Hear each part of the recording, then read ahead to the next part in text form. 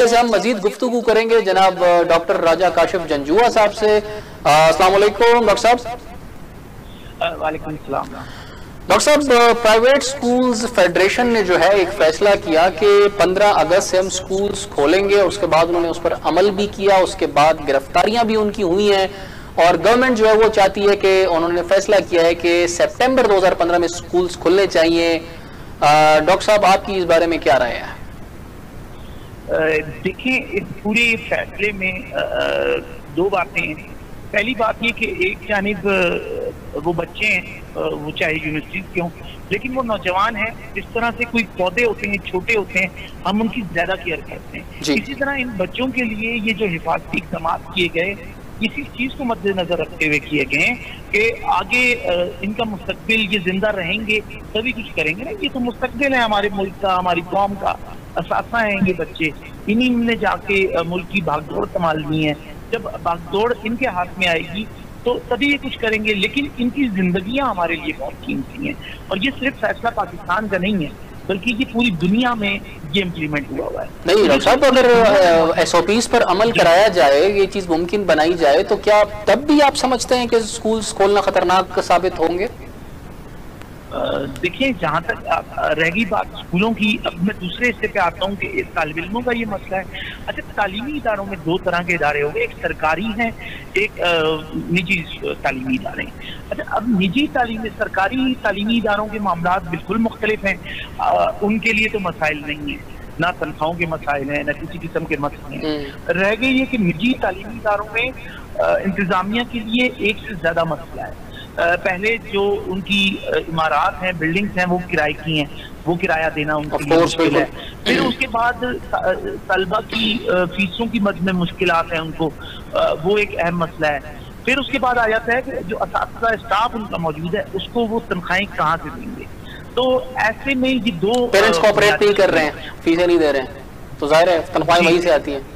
हाँ, तो अच्छा, अब हम बात करें कि ये तालीमी इदारे, निजी तालीमी इदारे स्कूल खुलाना क्यों चाहते हैं, क्यों बजित है, उसकी वजह एक ही है कि उनकी मैनेजमेंट, उनके फाइनेंशियल, उनके माली मामलात बेहतर नहीं। अगर वो बेहतर हों तो उनके लिए, उनको कोई मसला नहीं होगा, जैसे सरकारी तालीमी इदारों को नहीं है। तो यहाँ पे बुनियादी किरदार आ जाता है रियासत का। यानी कि हुकूमत को ये देखना होगा, जिस तरह वो फर्टिलाइजर्स को सब्सिडी देते हैं, दीगर लोगों को बेल आउट करते हैं, पैसे देते हैं, इसी तरह ये वो अगस्त का महीना है। मुझे लगता है कि सूबाई हुकूमतों को, क्योंकि तालीम का शोबा अगर हम समझें तो ये बुनियादी तौर पे 18वीं तरमीम के बाद सूबों की जिम्मेदारी है।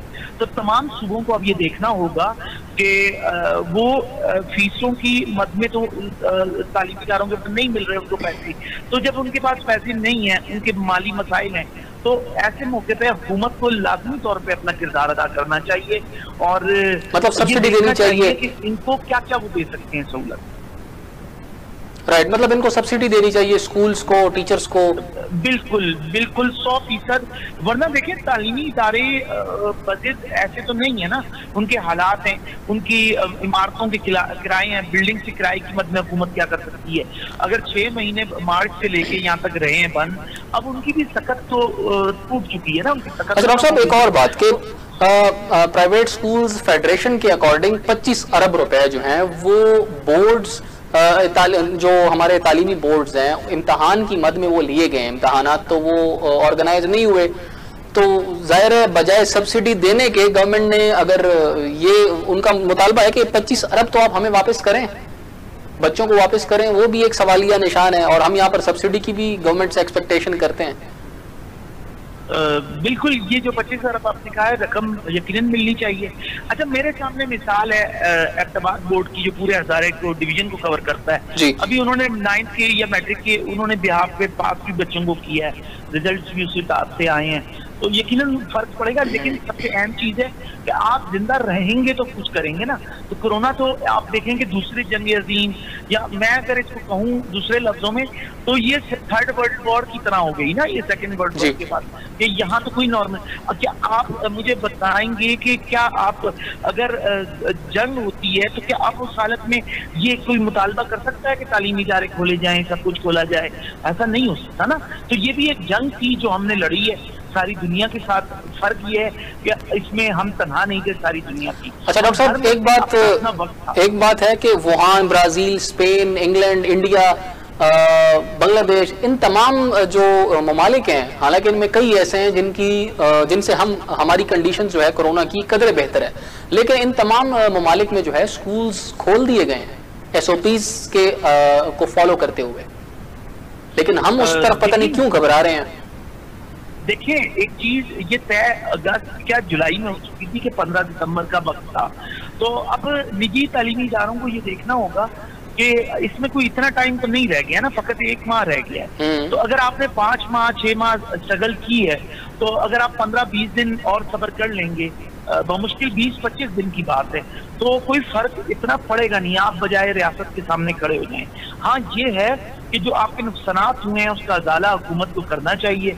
आपका मुतालबा जो है निजी स्कूलों का बुनियादी तौर पे इस वक्त ये नहीं होना चाहिए कि हम स्कूल खोल रहे हैं। उनका मुतालबा, उनका सर-ए-फहरिस्त मुतालबा ये होना चाहिए कि हमें हमारे ये नुकसानात हैं, हमें फीसों की मद में पैसे नहीं आए, हमारे ये मसाइल हैं, हमें इतने पैसे अंदाजन कम अज कम हमें इतने फराहम कर दिए जाएं। ये बेसिकली मुतालबा होना चाहिए। अब आप मुझे बताएं, ये हम बहस हम तब करें कि हुकूमत ने कहा हो कि 3 महीने बाद हम खोलेंगे। ये जो सर्द इलाके हैं, हजारा हो गया, गिलगित हो गया, इन इलाकों में तो आप जैसा कि समझ सकते हैं कि 2 माह बाद नवंबर में तो वैसे ही तालीमी इदारे बंद हो जाएंगे, दिसंबर, जनवरी, फरवरी की जो छुट्टियां हो जाएंगी।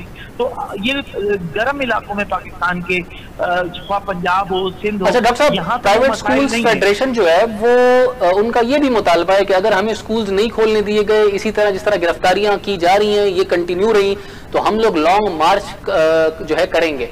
तो वो कितना नुकसानदेह साबित हो सकता है स्टेट के लिए अगर वो लॉन्ग मार्च का फैसला करते हैं?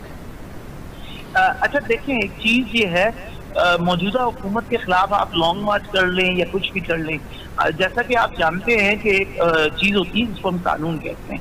अगर हम कहेंगे कि हुकूमत ने एक फैसला किया है तो आपको 15-20 दिन की बात है, मुझे नहीं लगता कि अगर कोई लॉन्ग मार्च होगा भी तो वो कोई कामयाब हो पाएगा। मौलाना फजलुर रहमान भी तो आपके सामने आए, उन्होंने भी एक इतना बड़ा धरना दिया, चले गए। तो अब वो PTI वाला मतलब डॉक्टर साहब आपके अकॉर्डिंग जो है अगर मौलाना फजलुर रहमान साहब इस गवर्नमेंट के खिलाफ अपना धरना कामयाब नहीं बना सके तो प्राइवेट स्कूल फेडरेशन जो है उनको भी जो है नाकामी का ही सामना होगा। बहुत शुक्रिया डॉक्टर साहब, आपने हमें वक्त दिया। इस वक्त जो